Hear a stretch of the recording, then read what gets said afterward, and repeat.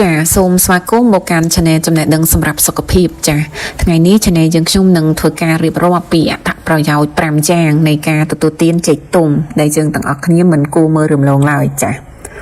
ចេកទុំផ្ទុកទៅដោយស្ករ3ប្រភេទនិងកសរសៃជាច្រើនចាហើយនេះជាមូលហេតុដែលចេកទុំផ្ដល់ថាមពលដល់យើងបានយ៉ាងលឿនចាផ្ទុយទៅនឹងតម្លៃនៃអាហារូបត្ថម្ភផ្លែចេកទុំត្រូវបានគេបញ្ជាក់ថាមានគុណសម្បត្តិក្នុងការបំបត្តិបញ្ហាមួយចំនួនផងដែរចាដូច្នេះថ្ងៃនេះយើងខ្ញុំនឹងធ្វើការណែនាំពីអត្ថប្រយោជន៍5យ៉ាងនៃការទទួលទានចេកទុំដែលអាចជួយដល់សុខភាពរបស់យើងទាំងអស់គ្នាចាហើយអត្ថប្រយោជន៍ទាំង5យ៉ាងនៃការទទួលទានចេកទុំនោះរួមមានអត្ថប្រយោជន៍ទី1គឺបំបត្តិហើមពោះនិងទល់លាមកចាចេកមានផ្ទុកសារជាតិមួយយ៉ាងដែលបង្កើនល្បឿនដល់ការរំលាយអាហារចានិងជំរុញឲ្យមានការបញ្ចេញជាតិពុលពីរាងកាយចាលើពីនេះទៅទៀតចេកមានផ្ទុកសារធាតុប្រូបៃអូទិកចាដែលរំញោចទៅដល់ពោះវៀនកត្តាទាំងអស់នេះហើយដែលចេកទុំអាចជួយកាត់បន្ថយអាការៈហើមពោះនិងមានតួនាទីជាថ្នាំបន្ទន់លាមកធម្មជាតិសម្រាប់ការទល់លាមកផងដែរចាសម្រាប់អត្ថប្រយោជន៍ទី2គឺបំបត្តិភាពតានតឹងចាភាពតានតឹងត្រូវបានគេស្គាល់ថាជាជំងឺនៃសម័យទំនើបចាដែលបានបន្តផ្ដល់ផលប៉ះពាល់យ៉ាងខ្លាំងចំពោះសុខភាពរបស់យើងចាភាពតានតឹងបង្កើនល្បឿននៃការធ្វើមេតាបូលីសហើយធ្វើឲ្យកម្រិតនៃសារធាតុប៉ូតាស្យូមធ្លាក់ចុះក្នុងរាងកាយចា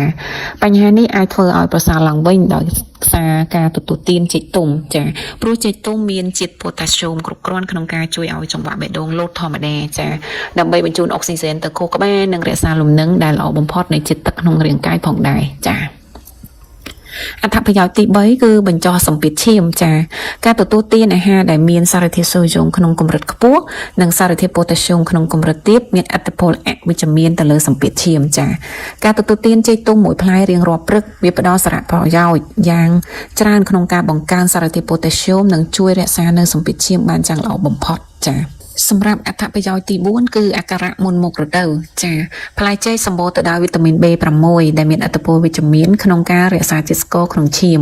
ហើយវាក៏ត្រូវបានគេដឹងដែរថាវីតាមីន B6 នឹងធ្វើការបានយ៉ាងល្អសម្រាប់អាការៈមុនមករដូវចា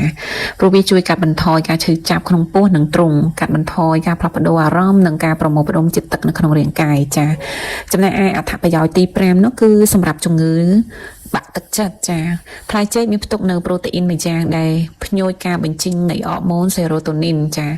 ដែលផ្លែចេកមួយផ្លែគឺគ្រប់គ្រាន់ដើម្បីបង្កើនកម្រិតនៃសារធាតុសេរ៉ូតូនីនហើយអ្នកនឹងមានអារម្មណ៍ស្ងប់ស្ងាត់និងរីករាយជាងមុនចាហើយអត្ថបទនេះគឺដកស្រង់ចេញពីគេហទំព័រក្នុងស្រុកចាសូមអរគុណអ្នកទាំងអស់គ្នាដែលតែងតែតាមដាននិងស្ដាប់នៅ Channel របស់យើងខ្ញុំចាសូមអរគុណ